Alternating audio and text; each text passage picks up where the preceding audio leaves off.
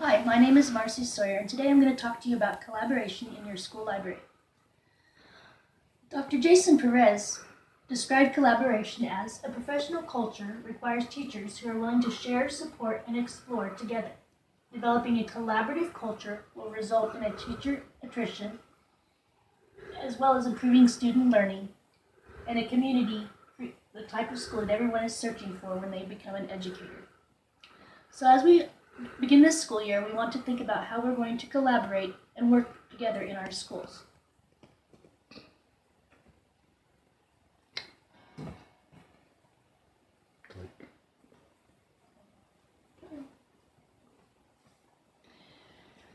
Before you begin collaborating, you should think about how you should improve yourself. You should improve your own self-awareness. You should look at your own skills, your own strengths and weaknesses. I know I'm not the best public speaker, so I know that this is an area that I will need to work on as I become a presenter and present more in the future. And to be aware of the other people in your group's strengths and weaknesses as well. So this summer I attended a Girl Scout workshop where we learned some collaboration skills, as well as learned about 4 different personality types. So I'd like to talk to you about those today. The first one is D, dominance. When a dominant person is a person who's motivated by winning competition and being successful. They accept challenges and take actions and achieve things immediately and want immediate results. They're driven, often seen as forceful, strong-willed, stubborn, fast-paced, and self-confident. They can often be considered having a lack of concern for others or as being perceived as being impatient. They feel that being seen as vulnerable or be taken advantage of. And they value competency, action, concrete results, personal freedom, and challenges. They're the strong-willed people that we've all met and we've all seen in our workforce. Another example would be Harry Potter and Buzz Lightyear. The other group is inspiring. I is first inspiring. These people work together and may be limited to as being impulsive and lack follow-through. They're described as convincing, magnetic, enthusiastic. They're very social and like to talk with other people. They're the talkers in your group. They're a lot of your students. They prioritize taking action, collaboration, and expressing enthusiasm. They're motivated by social recognition. They want to know who's going to be there and what friends and what people. They're very motivated by relationships. They may fear loss of influence, disapproval, or being ignored. They value coaching and counseling and freedom of expression and democratic relationships. An example would be Ron, as well as Woody. The S is the supportive person. That describes a lot of our teachers. We're motivated by helping others and volunteers, and they have a sincere and appreciation and want to help others. They are ready to support and collaborate and work together. They can be patient, calm, and predictable, and stable and consistent. But they also can be considered indecisive, overly accommodating, and a tendency to avoid change. They fear a change and loss of stability and offending others. And they value loyalty, helping others, and security. This is an example would be Neville Longbottom and Rex. And also, I tested when I did the assessment. I was an S as well. Often people have 2 personalities. My other one was a C. C is cautious. They're motivated by opportunities to gain knowledge and show their expertise and quality work. But they ensure accuracy and maintaining stability. They're careful, cautious, systematic, and may be limited to being overcritical and may fear criticism or being wrong. These are the people that value a spreadsheet or a database with data. So they're your data people in your buildings. An example would be Mrs. Potato Head and Hermione Granger. Another important part of being a good collaborator is building relationships of trust. One of the best ways to build trust is to remember the saying that Horton said, "I meant what I said, and I said what I meant." An elephant's faithful 100%. We have to remember to stick to our commitments and be faithful to what we've said we will do.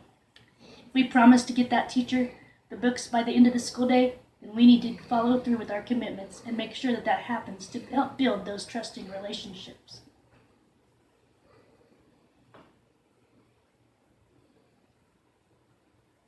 Now here's an example of some effective collaboration. The problem appears to be unsolvable. Maybe we could run some computer simulations. There are too many variables, it would take forever. Gotta be missing something. Let's start again.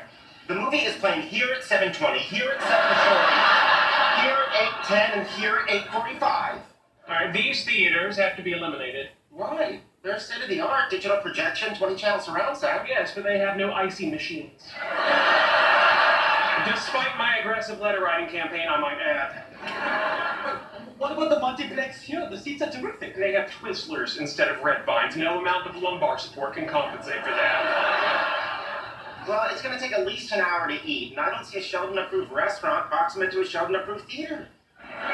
We could eat after the movie. Unacceptable. The delay would result in tomorrow morning's bowel movement occurring at work. Hang on. There's a 7-Eleven here. We smuggle Slurpees, which are essentially ices, in under our coats after having a pleasant meal either here, or here. Oh, I don't see how we missed that. Excuse me, in what universe are Slurpees ices? That's how we missed it.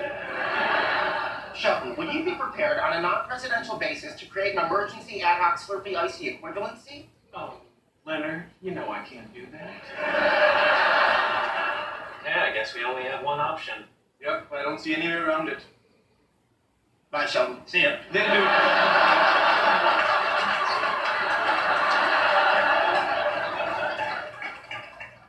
They're right, it was the only option. As you can see, communication is the key.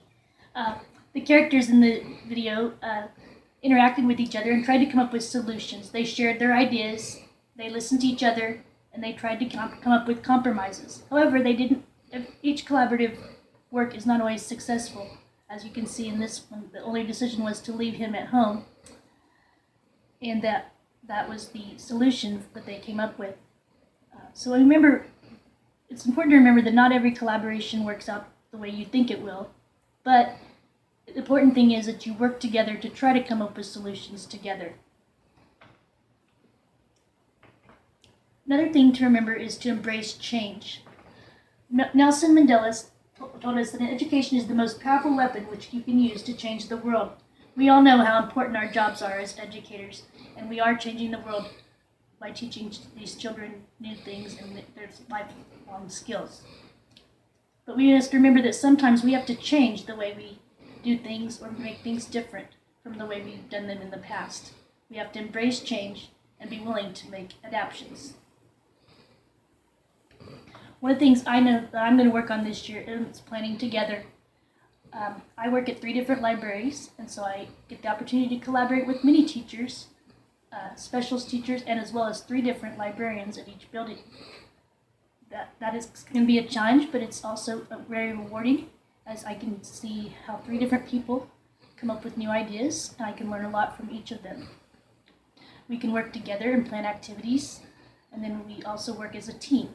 At one school, every school I'm on the specials team, but one great thing is that each team works a little bit differently, and you can learn a lot of different things from each team. But we all work together for the unity of our students. That's the other thing we need to talk about, is that you have to work together and come across a common goal for our students' learning. The last one is, remember, communication is the key to collaboration. You must talk, email, whatever you need to do to communicate with those people you're planning to collaborate with. And alone we can do so little, and together we can do so much. Helen Keller told us, "You're right, we can do more together than we can alone." And remember, we need to keep calm as we work together with our staffs and collaborate this school year. So have a great school year and work on collaborating with your staff, and you'll have a great year. Thank you.